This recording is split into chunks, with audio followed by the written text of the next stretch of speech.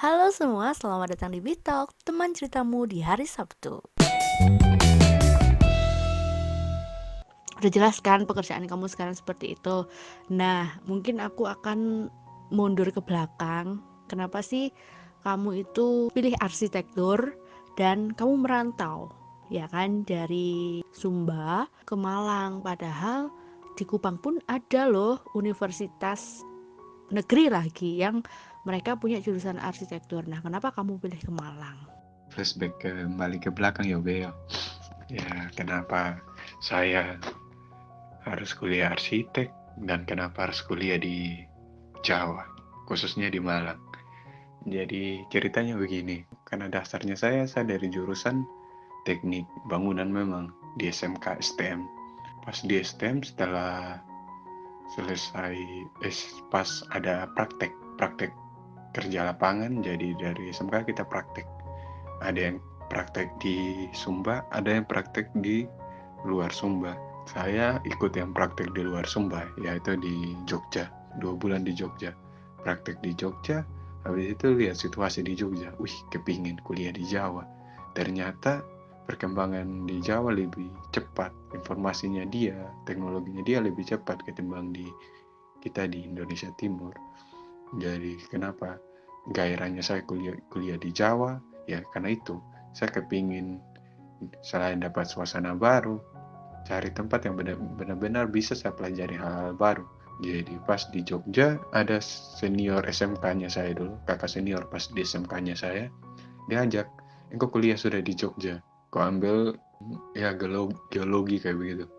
Dia bilang ambil jurusan itu, wih boleh. Tapi saya belum ada gambaran dia punya ini jurusan seperti apa. Habis itu pas praktek itu ada momen libur. Jadi kakak saya yang di Malang, yang kuliah di Malang, suruh datang libur di Malang sudah. Jalan-jalan di Malang sebelum pulang Sumba. Jadi pergi di Malang. Pas baru sampai di Batu Malang, sudah disambut dengan hujan sore toh, hujan sore. Wah, dingin baru hujan. Weh, dari pikatnya nih kota. Itu baru di Batu. Sampai di Kakas itu ketemu lagi satu seniornya saya juga. Ya bilang, kok kuliah arsitek sudah dia bilang. Dia kasih tahu, saya lihat kerjanya dia, kuliahnya dia seperti apa. Ternyata tidak beda jauh dengan yang saya lakukan di SMK. Ya gambar lah seperti itu. Jadi saya bilang, oh saya rasa saya punya dasar untuk jadi untuk kuliah arsitek saya bilang. Jadi tapi di sisi lain saya juga ada berat di teknik sipil, kepingin kuliah teknik sipil juga tuh. Kan tidak beda jauh dengan jurusan saya di STM dulu. Ya, jadi ya sudah, setelah dari Malang pulang kembali ke Jogja, sampai ke Jogja pulang Sumba. Setelah, pas sebelum pulang ke Sumba, pas di kapal ketemu satu dosen Undana. Bapaknya ajak tanya, kamu jurusan apa? SMK. Oh jurusan ini, saya bilang teknik gambar. Oh kuliah di Kupang sudah. Orangnya ajak. Pertama dia sempat lontarkan beberapa pertanyaan, jadi saya jawab pertanyaannya.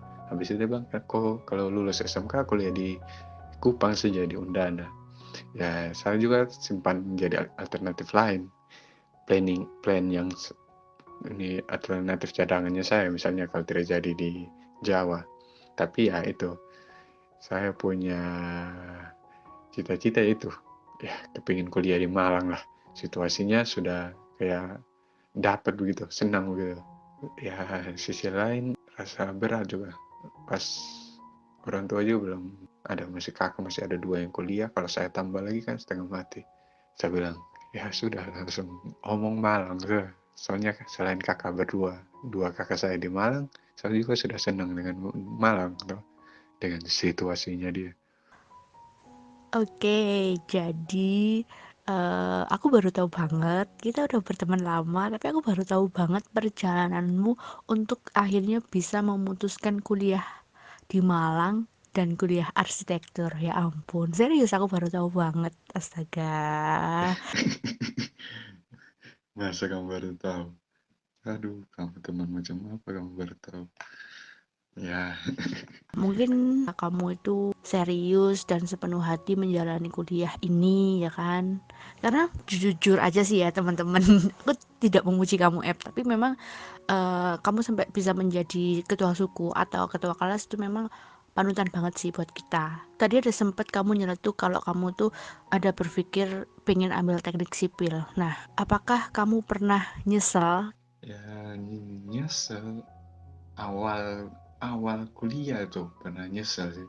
Nyesel kampus sih. Tidak sesuai dengan ekspektasinya saya kampusnya. Kampus yang saya bayangkan kan seperti kayak di UI, kayak di apa, jadi satu kampusnya memang satu lingkungan, jadi terasa. Bukan menjelekan kampus saya sih, hanya dulu pandangannya saya pas awal masuk. Kalau sekarang sih tetap cinta alma mater. Jadi untuk penyesalan kenapa tidak pilih sipil dengan arsitek, ya tidak ada sih kalau penyesalan seperti itu. Kalau rasa ya stres kayak begitu tentang tugas, ya pernah itu, terutama pas SPA 5 yang gagal itu. Akhirnya saya putuskan pulang libur itu karena stres. Jadi saya saat itu berpikir untuk kita sama-sama introspeksi diri. Saya bilang, di telepon Ibu Dina sih, langsung kontak saya minta pendapatnya saya soal SPA 5. Saya sampaikan bahwa itu salahnya kami sendiri, banyak target yang kita tidak penuhi dari dosen pas SPA 5 itu. Ibu Dina ternyata juga punya tanggapan. Kenapa juga Ibu Dina bilang, ya itu juga bukan penuh salahnya kalian sebagai mahasiswa, ada kurangnya kami sebagai dosen. Istilahnya curhat sudah dengan Ibu Dina, dan Ibu Dina bilang, ya sudah, ayo sudah balik, kita sama-sama siap buat SPA 5 yang baru. Ternyata penyesalan yang kita hadapi itu sama ketika pertama kali kita mengambil jurusan arsitektur di kampus kita, ya kan? Itu mungkin lebih menyesali ke fasilitas kali ya, tapi kalau sekarang udah bagus banget dari segi kampus utama, dari segi kampus jurusan kita itu udah bagus banget kan. Kalau sekarang bener, kalau sekarang kita jauh lebih cinta alma mater itu karena menyelami di dalam situ, ternyata seneng, enjoy kuliah di situ. Karena yang terpenting adalah tenaga pendidik yang kita punya pun itu luar biasa kan, hampir semuanya itu doktor gitu kan. Dan sekarang ada yang masih menempuh gelar S3 di Belanda sama di Jepang ya kan. Nah, di SPA 5 ini yang benar-benar kita struggle banget ya, kita benar-benar wow, ya itu kenangan sih, kalau kita ketemu pasti bahas tentang itu. Dan nih, kualitas dosennya itu udah dibuktiin banget dari Budina ya kan. Budina itu salah satu dosen yang milenial banget, yang mengerti sama keadaan mahasiswanya, jadi kayak bener-bener supporter gitu loh ya, Ayah, bener kan. Dan satu kunci yang bisa aku ambil dari Eben kenapa lewati kegagalan, satu kesalahannya kita itu terlalu fokus mementingkan satu hal yang kita itu ngelupain atau mengabaikan hal yang jauh lebih penting buat kita, terutama tentang ibadah ya kan.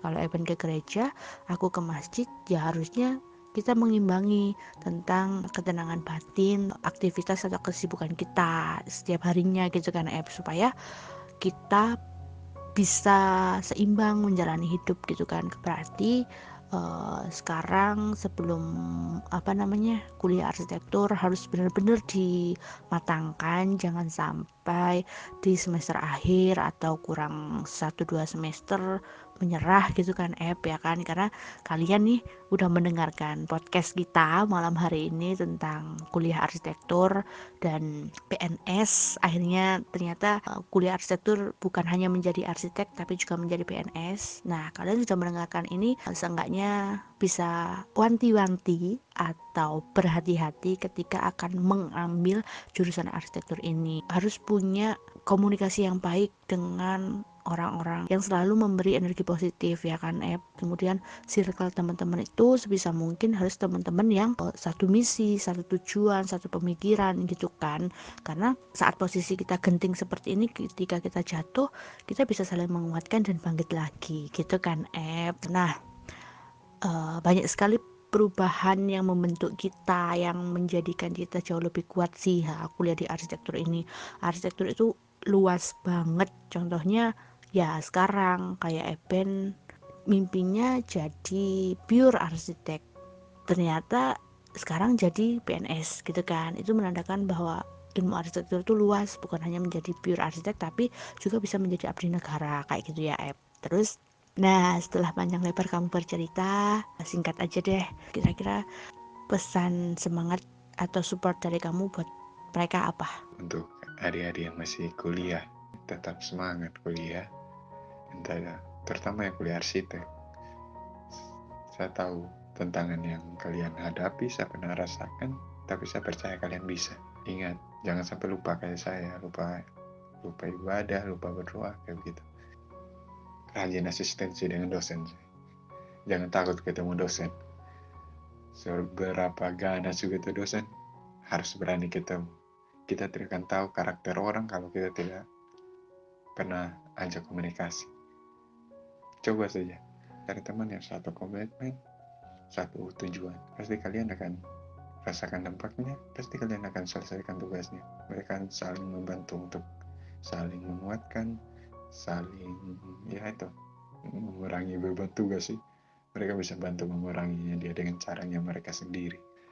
Untuk yang baru lulus atau yang sementara cari kerja, ya untuk yang minat dengan PNS, ASN lah, seperti saya, tidak ada pekerjaan yang mudah, tidak ada pekerjaan yang enak, semua punya tantangan masing-masing.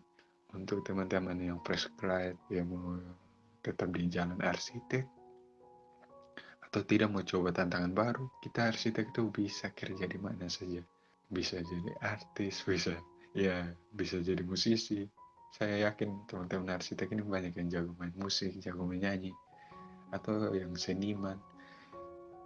Kembangkan asalnya kalian. Percaya saja ya, apa yang kalian jalani, semua pasti Tuhan berkati. Apa yang kalian kerjakan, apa yang kalian sedang usahakan, semoga itu bermanfaat buat kalian dan banyak orang. Jangan sampai merugikan banyak orang, terutama diri kalian sendiri. Jadi manfaatkan ilmu yang kalian dapati di kuliah untuk berguna bagi diri sendiri dan orang lain. Iya, benar, setuju banget dengan apa yang disampaikan Eben malam hari ini, dan pesan singkat supportnya yang sudah disampaikan, aku setuju banget. Intinya kalian harus melakukan yang terbaik ya Eb ya. Aku mengucapkan terima kasih banyak buat Eben yang mau berbagi di podcast ini, di edisi malam minggu ini ya. Karena memang We Talk akan selalu mengudara di setiap Sabtu malam, menemani teman-teman yang mungkin hanya rebahan ya kan Eb. Dan sukses untuk Eben di sana untuk project barunya yang sekarang mungkin sedang menggambar. Semoga cepat selesai, selalu ada mood bagus untuk menyelesaikan itu, dan selalu menjadi orang yang rendah hati seperti ini, yang selalu memberikan energi positif ke setiap orang-orang di sekitarnya. Begitu ya Eb untuk kamu. Makasih banyak sudah mau bergabung di WeTalk.